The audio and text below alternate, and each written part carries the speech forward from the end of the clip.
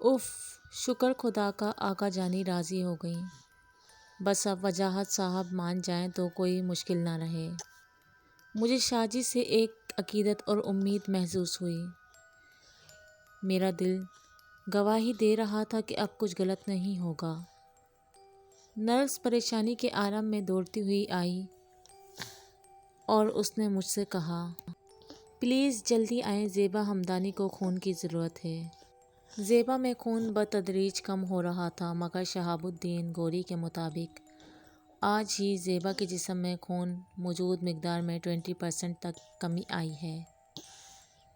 اس کی کوئی وجہ سامنے نہیں آ رہی تھی۔ کوما کے مریض سالہ سال یا مہینوں بے ہوش رہتے ہیں، مگر ان میں خون کی کمی لاحق نہیں ہوتی۔ یہ ایک عجیب بیماری تھی جو ڈاکٹر کی سمجھ سے باہر تھی، اور وہ یہی کہتا، ہو سکتا ہے اس کی وجہ فلاں ہو یا ہو سکتا ہے فلاں ہو۔ جب آج کے دن تک وجہ ہی معلوم نہیں ہو پائی تو علاج کیا خاک کریں گے؟ نرس نے میرا خون میچ کیا اور زیبی کو میرا خون دیا جانے لگا۔ وہ پیلی پڑ رہی تھی، اس کے دانت بھی قدرے باہر آنے لگے تھے۔ آنکھیں مزید سکڑ کر دھنس گئی تھی۔ وہ ایک عمر رسیدہ عورت لگنے لگی تھی۔ اس سے زیادہ پر رونق آقا جانی کا چہرہ تھا۔ میں نے منہ دوسری طرف پھیر لیا۔ آقا جانی کے لب ساکت تھے۔ دل مہو دعا ہوں تو ہوں، مگر وہ اتنی دل برداشتہ ہو گئی تھی کہ آنکھوں نے اب اذکار چھوڑ دیے تھے۔ ہم تینوں نے رات ایک ساتھ ICU میں گزاری۔ صبح ہوتے وجاہت کی کال آئی۔ آقا جانی نے انہیں طبیعت سے آگاہ کیا اور کچھ بات بھی ہوئی، مگر میں غنودگی میں تھا۔ ظہر کے وقت میری آنکھ کھلی تو آقا جان ظہر ادا کر کے میرے سرہانے کھڑی مجھ پر دم کر رہی تھیں۔ مجھے بے اختیار امی یاد آئیں۔ آج پھر میں فیکٹری نہیں جا سکا تھا اور مجھے یقین ہو چلا تھا کہ بیٹا نوکری اب کچھ ہی دن کی ہے۔ جس حساب سے میں غیر حاضر ہوں، فیکٹری والے کہیں گے بیٹا گھر میں رہ آرام کر، خیر دیکھا جائے گا۔ میں ظہر ادا کر کے آیا تو آقا جانی نے ایک اچھی خبر دی کہ وجاہت نے خیردین کی مدد سے ابا یومی کی لاش کا سراغ لگایا اور اسے نظر آتش کر دیا ہے۔ وجاہت صاحب اور خیردین کو بھی اس کام میں کافی دشواری کا سامنا رہا۔ خیردین کا ہاتھ ٹوٹ گیا ہے، مگر شکر کوئی جانی نقصان نہیں ہوا، کیونکہ وہاں مرشد فرقان حیدر کے ایک شاگرد ان کی مدد کے لیے موجود رہے۔ اوہ یا اللہ، تیرا شکر ہے، اب اس کی طاقت میں شاید کوئی کمی آئی ہو۔ لیکن یہ واقعہ اگر کل رات کا ہے تو ابا یومی اپنا مردہ جسم تو نہ بچا پائی، لیکن اس نے زیبا کو بہت تکلیف دی ہے۔ پتہ نہیں زیبا کو مار کر اس کو کیا مل جائے گا۔ بدلہ تو لے چکی ہے اور مارنا چاہتی ہے تو اتنی مہلت اور اذیت کیوں؟ آقا جانی نے بتایا کہ وجاہت رات تک کراچی پہنچ جائیں گے۔ آقا جانی شاہ جی کے متعلق وجاہت سے بات کر چکی ہیں اور وجاہت ڈاکٹر شہاب الدین گوری سے بھی بات کر کے دیکھ چکے، جنہوں نے زیبا کی بابت کوئی امید افزا خبر نہیں دی۔ اس لیے وجاہت بھی زیبا کو شاہ جی کے پاس لے جانے کے لیے راضی ہو گئے۔ اللہ کا احسان ہے، راستے کھلتے جا رہے تھے اور اس عفریت کے گلے پڑی رسی اب بس کسنے کو ہی ہے۔ وجاہت رات میں آئے، ہم اسپتال میں ہی تھے۔ وہ گھر جانے کے بجائے سیدھے اسپتال آ رہے تھے۔ ان کے چہرے پر پریشانی اور فکر نمایاں تھی۔ آقا جانی سے دعا اور پیار کے لیے وجاہت نے زیبا کے بارے میں سوال کیا۔ بیٹا ہم نہیں جانتے کچھ بھی، اذان میاں سے پوچھ لیں۔ وجاہت صاحب میری طرف گھومے۔ میں نے ان کو زیبا کی اسپتال کی تمام رپورٹس اور ڈاکٹر کے اندازے لگانے اور تجربات کی بات بتا دی۔ میری بات مکمل ہوئی تو وجاہت صاحب نے آگے بڑھ کر مجھے گلے لگا لیا اور شکریہ ادا کیا کہ اس مشکل وقت میں ان کی فیملی کا ساتھ دیا۔ وجاہت صاحب، آقا جانی میری ماں کی طرح ہیں، میں نے کوئی احسان نہیں کیا، دل سے اپنی محبت سے آپ کے گھر والوں کا ساتھ دیا۔ زیبا میری بہنوں جیسی ہے، میری طرف سے کبھی کسی غلط خیال کو دل میں جگہ نہیں دیجیے گا۔ وجاہت صاحب نے مجھے گلے لگایا تو ہماری آنکھیں بھیگ رہی تھیں۔ تو ہم نے اگلے دن ظہر کے بعد شاہ جی کی جھگی جانے کا فیصلہ کیا۔ زیبا کی طبیعت کے پیش نظر وجاہت نے ہنگامی صورتحال سے نمٹنے کے لیے زیبا کو ایمبولینس میں لے جانے کے انتظامات کیے، اور یوں ہم ڈاکٹر شہاب الدین گوری کے منع کرنے کے باوجود زیبا ڈسچارج کرا کے عظیم پورہ روانہ ہوئے۔ آج بس ٹھان لی تھی آریا پار۔ ویسے بھی زیبا کا شمار اب نہ زندوں میں ہے نہ مردوں میں۔ وجاہت بار بار شاہ صاحب کی تفصیلات پوچھے جا رہے تھے۔ ان کے بار بار پوچھنے پہ بہن کے لیے فکر مندی چھلک رہی تھی۔ زیبا سمیت 4 ہم لوگ اور 2 نرسیں ساتھ تھی۔ 3 سوا 3 کے قریب ہم شاہ صاحب کی جگہ پہنچ گئے۔ وجاہت اور آغا جانی پہلی بار مل رہے تھے۔ آغا جانی کی کوشش تھی کہ سارے واقعات شاہ جی کو سنا دیں۔ زیبا کی ساری باتیں بتا دی اور وجاہت بس شاہ جی کو جانچ رہے تھے کہ زیبا کو یہاں لا کر جو رسک لیا ہے شاہ جی کہیں مایوس تو نہیں کریں گے۔ بہرحال وجاہت نے اسٹریچر باہر نکلوانی چاہی۔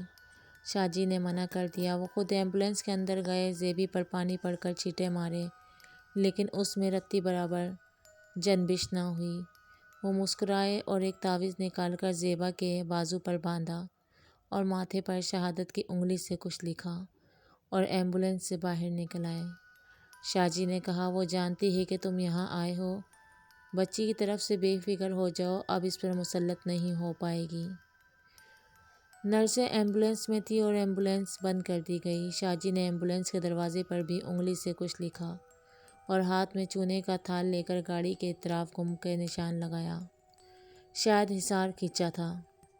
اب سب شاہ جی کے اطراف تھے۔ صبیہ بہن اور وجاہت، آپ چاہیں تو جھگی میں انتظار کریں، میں حصار قائم کر دیتا ہوں، ورنہ کارروائی دیکھنا چاہیں تو بسم اللہ۔ شاہ جی، میں اس کا انجام دیکھنا چاہتی ہوں۔ میرا گھر برباد کرنے والی کو، میری زیبی کو اس حال میں پہنچانے والی کو میں تڑپتا دیکھنا چاہتی ہوں۔ بہتر، یہ کہہ کر شاہ جی نے ہم سب کے گرد میں چونے کا گھیرا ڈال لیا اور کہا کہ اس حصار میں وہ آپ میں سے کسی پر اثر انداز نہیں ہو سکتی، کوئی نقصان نہیں پہنچا سکتی، اس لیے اس دائرے کے باہر جانے کی کوشش نہ کی جائے۔ دل عجیب طرح ڈر رہا تھا۔ میں یہ سب دیکھنا نہیں چاہتا تھا، مجھے کوئی دلچسپی نہیں تھی ابا یومی میں، لیکن بس میں چاہتا تھا زیبی ٹھیک ہو جائے، شاہ جی کامیاب ہوں۔ آج کوئی انگیٹھی، کوئلہ، چمٹا کچھ نہیں تھا۔ ہمارے حصار میں 2 بڑے ڈرم تھے جس میں شاید دودھ تھا اور ایک تھال میں مردہ چڑیاں تھیں۔ شاہ جی نے ہر چڑیا کی چونچ میں ایک کاغذ کی گوئی پھنسا لی۔ ایک تھال میں گوشت کے بڑے پارچے تھے جس پر شاہ جی نے کچھ پڑھ کر ہاتھ پھیرا۔ ہم سب یہ دیکھ رہے تھے۔ شاہ جی بولے، ارے بھائی، مہمان ہیں، خاطرداری تو کرنی پڑے گی نا، اکیلی نہیں ہے، باراتی ساتھ لائے گی، اس کی ضیافت کا اہتمام ہے یہ سب۔ وہ مسکرائے۔ میں نے سوچا ہنس لوں، پھر موقع ملے نہ ملے، مگر دل سے چاہتا تھا کہ کامیاب شاہ جی ہوں۔ بارات ساتھ لائے گی مطلب؟ وہ جانتی ہے کہ یہ مقابلہ موت اور زندگی کا ہے، ویسے بھی وہ کمزور نہیں تھی، پھر ناپاک بد روحوں کے ساتھ نے اس کو مزید طاقت دی۔ کیا ہے؟ سب کو تشویش ہوئی۔ وال کانتمامالیا، یعنی بد ارواحوں کے جسم بدلنے کا دن۔ یہ دن سمجھو تہوار ہے اس کا۔ اس دن دیویاں معصوم بچوں کے خون سے غسل کرتی تھیں، سینکڑوں مردوں سے زنا کے بعد انہیں غلام بنا لیتی اور عملیات کے زور پر وہ مرد مرتے دم تک دیوی کے وفادار جانثار رہتے ہیں، پھر دیوی جب جسے چاہے انہیں استعمال کرے۔ رعایا میں جو بچی جوان لڑکی انہیں پسند آ جائے، عملیات کے زور پر اس کی روح قید کر لی جاتی، پھر اس کا بدن اس دیوی کی ملکیت ہوتا اور وہ اس کی طبی موت تک اس جسم کا جیسے مرضی استعمال کرتی ہے۔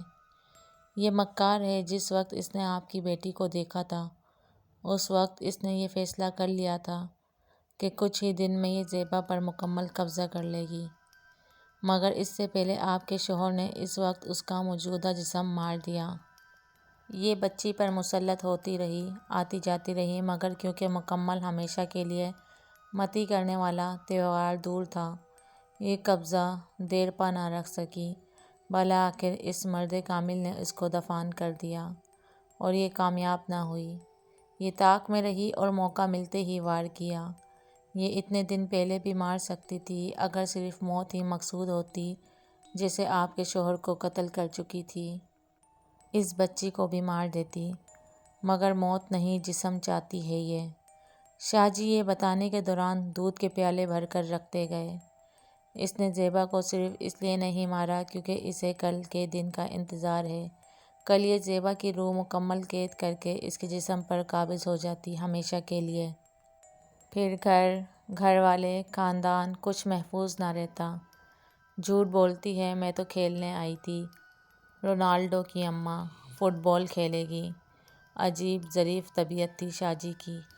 اتنی ہیجانی صورتحال میں بھی یہ چٹکلے بازی کرتے ہیں۔ یہاں خوف کی وجہ سے دل بیٹھے جا رہا ہے۔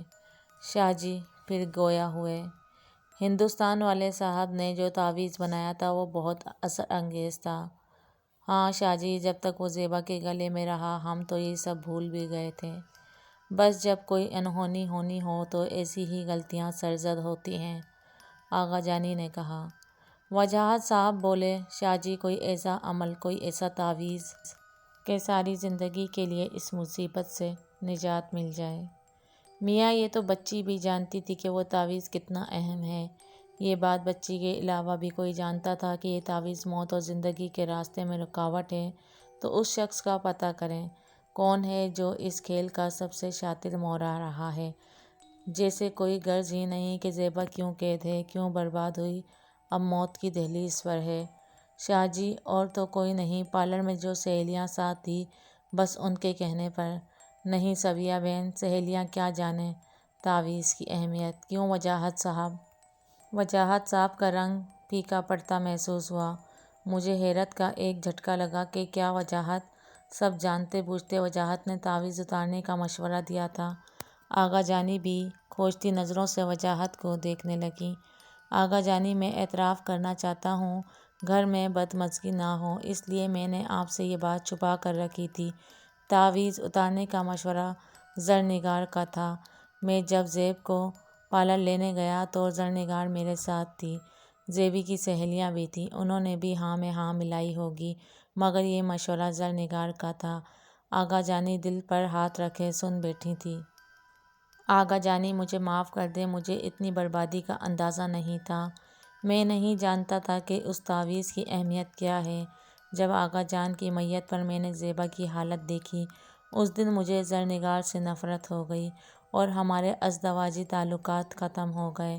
میں نے اسے اپنی زندگی، اپنے دل، اپنے گھر سے دخل کر دیا آغا جانی، مگر بچوں کو شاید ان کی ماں کی ضرورت ہے، اس لیے اب تک خاموش تھا۔ وجاہت کی آنکھوں میں سچ تھا اور وجاہت کی بہن سے محبت پر کسی کو شک نہیں تھا۔ آغا جانی وجاہت کے سر پر دست شفقت رکھ چکی تھیں۔ مائیں سب کچھ معاف کر دیتی ہیں۔ اوہ، تو زرنگار کی لاپرواہی ہی بے حسی کا یہ راز ہے۔ میں ہمیشہ سوچتا تھا کیسی عجیب عورت ہے، اتنے خراب حالات میں بھی راگ رنگ کی محفل میں چلی جاتی ہے۔ کچھ لوگ کسی رشتے میں بندھ کے بھی محبت نہیں کرتے، نہ مخلص ہو پاتے ہیں۔ وہ خود پرستی میں کسی بھی حاصل کرنے والے انسان کو اپنی جیت کی کڑی سمجھتے ہیں۔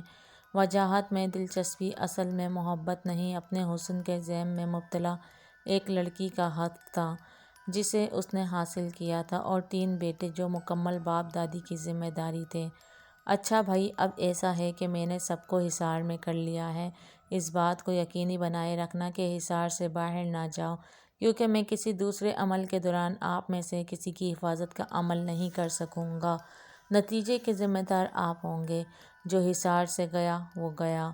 معوذتین اور نعت علی کا ورد کریں، انشاءاللہ آج اس کا فیصلہ ہو ہی جائے گا۔ یہ کہہ کر سب قریب ہو کر بیٹھ گئے اور شاہ جی نے عمل شروع کیا۔ ہزار دانوں کی تسبیح اور بند آنکھوں کی جنبش ابا پومی کو دعوت دے رہے تھے۔ یوں لگ رہا تھا ہم سن ہو گئے ہیں۔ دل کی دھمک سینے میں محسوس کرتے ہوئے ہم سب ورد کر رہے تھے۔ آہستہ آہستہ لگا جیسے موسم بدلنے لگا اور ابر چھا رہا ہے۔ یہ چیز سب ہی نے محسوس کی۔ شاہ صاحب مسکرائے، ہوا تیز ہونے لگی اور دیکھتے ہی دیکھتے اندھی کی کیفیت اختیار کر لی۔ ہر طرف مٹی اور دھول۔ میں گھبرا کر کھڑا ہو گیا۔ شاہ جی کے چھوٹے بھائی زور سے چیخے کہ بیٹھ جاؤ ورنہ ہوا کے بھنور میں آ جاؤ گے، اور واقعی مجھے لگا میرے پاؤں زمین چھوڑنے لگے ہیں۔ وجاہت نے میرا ہاتھ پکڑ کر گھسیٹا اور میں زمین پر آ گرا۔ آندھی ابھی تک بدستور منہ زور تھی۔ مجھے احساس ہونے لگا کہ یہ اچانک موسم میں تبدیلی نہیں بلکہ ابا یومی کی آمد کے آثار ہیں۔ شاہ جی نے ہاتھ ہوا میں بلند کر کے قرآنی آیات تیز آواز میں پڑھنی شروع کر دیں۔ ہواؤں کا زور کچھ کم ہوا، دھول چھٹی، سامنے سے کوئی آتا محسوس ہوا۔ سر تا پیر کوئی کالے لبادے میں ملبوس تھا، جیسے شیطان کے پیروکار ہوتے ہیں۔ وہ ابا یومی ہی تھی، اکیلی تھی، مگر اس کے قدموں کی آواز سے لگتا تھا جیسے پورا لشکر ساتھ ہے۔ اس عفریت کا زندہ وجود ہمارے سامنے کھڑا تھا۔ اسے سامنے پا کر میرے ہاتھ پاؤں سن پڑ گئے اور زبان گنگ۔ کچھ دیر ساکت کھڑے رہنے کے بعد وہ بولی، مگر کچھ سمجھ نہیں آیا۔ وہ اسی ناموس زبان میں بول رہی تھی اور ایمبولینس کی طرف بڑھی۔ آغا جانی چلائیں، نہیں نہیں، زیبا کو چھوڑ دو، ہم پر رحم کر دو۔ شاہ جی نے ہاتھ کے اشارے سے چپ رہنے کو کہا۔ آغا جانی بہت بے چین وجاہت سے کہتی رہیں، اسے روکو، اسے روکو۔ وہ مستقل ایمبولینس کی طرف بڑھتے لگی، مگر ایک جھٹکے سے دھول جا گری، اس کے سر سے ہڈ اتر گیا۔ مجھے اپنی آنکھوں پر یقین نہیں آ رہا تھا۔ اس کا چہرہ، اف، کالی بلی کا چہرہ، پوری دہشت کے ساتھ بھرپور، خباثت کے ساتھ۔ سب تشدد دیکھ رہے تھے۔ وہ اچانک تلملاتی ہوئی دوڑتی ہماری طرف بڑھی، مگر حصار کے نزدیک آتے ہی پھر دور جا کر پڑی۔ وہ بہت بھیانک آوازیں نکال رہی تھی اور پھر بک بک کرنے لگی۔ شاہ جی بولے، بکواس بند کر، تو اور تیرے آنے کے مقاصد مجھے معلوم ہیں۔ کوئی بات چیت، کوئی مذاکرات کچھ نہیں ہو سکتے، اس لیے بکواس بند رکھ اور اپنے آپ کو میرے حوالے کر، ورنہ انجام کی ذمہ دار تو خود ہوگی۔ وہ وہیں زمین پر بیٹھ گئی اور آسمان کی طرف ہاتھ بلند کر کے کوئی عمل کرنے لگی۔ دیکھتے ہی دیکھتے آسمان پرندوں سے بھر گیا۔ یہ چیلیں تھیں، عجیب منحوس صورتیں، مگر بہت بڑی بڑی۔ وہ ہمارے سروں پر گدھوں کی طرح منڈلا رہی تھیں۔ شاہ جی کے چھوٹے بھائی ایک تھال کی طرف بڑھے اور مردہ چڑیاں اٹھا اٹھا کے اچھالنی شروع کی۔ حیرت کی بات یہ ہے کہ فضا میں بلند ہوتے ہی وہ چڑیاں پرواز بھرنے لگیں اور وہ چیلیں چڑیوں پر جھپٹ پڑیں اور منتشر ہو گئیں۔ اب وہ چڑیاں اپنی چونچوں میں دبائے زمین پر اتر آئیں، مگر یہ کیا! وہ چیلیں بھی چیلیں نہیں تھیں، بلکہ ان کے بھی صرف چہرے چیلوں کے تھے، باقی جسم، ہاتھ پاؤں انسانی۔ ان کی کمر پر بہت لمبے لمبے پر، تمام جسم بھی پروں سے ڈھکے ہوئے تھے۔